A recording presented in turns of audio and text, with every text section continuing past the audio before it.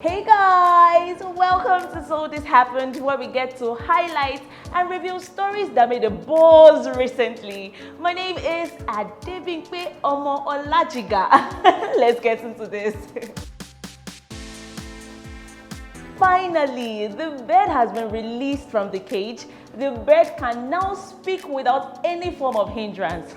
After 222 days of social hindrance and economic loss, the federal government finally lifted the ban on Twitter operations in Nigeria. This calls for celebration. Abi, you know rich men we celebrate. Let's go down memory lane. I will remind you.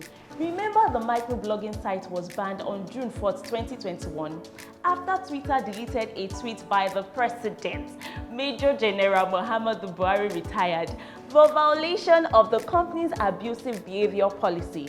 Can you also remember during the Independence Day when the president gave a speech? It sounded like all outstanding issues had been resolved, directing the lifting of the suspension only if the organization had met the government's conditions.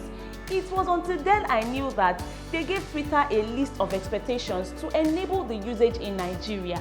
So now that the ban has been lifted, I guess Twitter, the government, and the president have finally reached an agreement.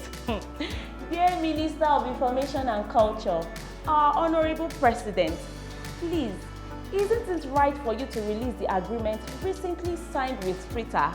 Or did you just pity us and decided to lift the ban? Abi, am I the only inquisitive citizen? Things that happen in this world, How would a 43-year-old man rape an 80-year-old woman, then blame the devil? Even the devil will be shocked.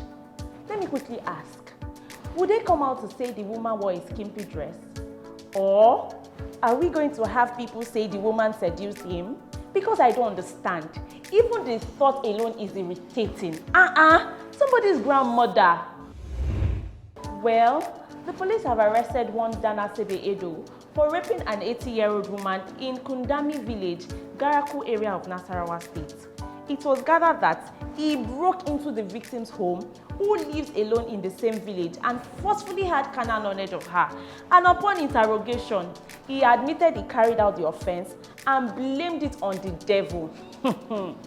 Now, wow! Even if na the mama they enter your eyes, you foreclose them. Abi, are we going to say he needs medical attention? Finally, on this episode of So This Happened is another jaw-dropping story. A woman got arrested for pouring hot water on an unruly 20-year-old's daughter's breast in Delta.